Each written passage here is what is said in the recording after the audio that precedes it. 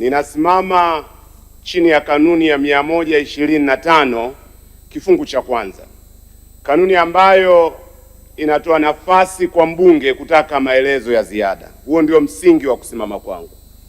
Mheshimiwa Spika, nchini mwetu kumekuwepo na matukio ya utekaji, watu kupotea na watu kujeruhiwa.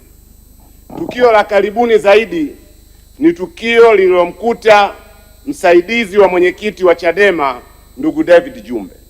Kwa vile wizara hii inahusu usalama wa raia, nimesimama kutaka maelezo ya ziada kutoka kwa waziri.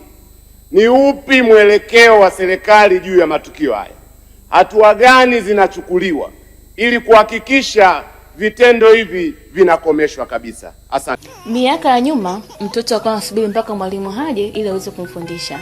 Kwa sasa namna teknolojia ilivyokuwa, mtoto anaweza kujifunza mwenyewe bila kumtegemea mwalimu yoyote. Hivyo basi, tablet zetu _TZ tumeweza kukuletea tablet ya KT37 kwa bei ya Rp2,500 tu.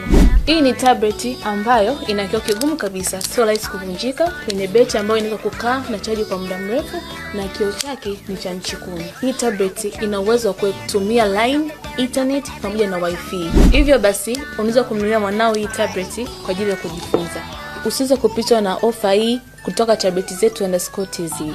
Tunapatikana Sinzamori, Dar es Salaam. Unaweza kuwasiliana nasi kwa nambari 0759591123 au kupitia mitandao yetu ya kijamii kwa jina la @tabletzetu_TZ.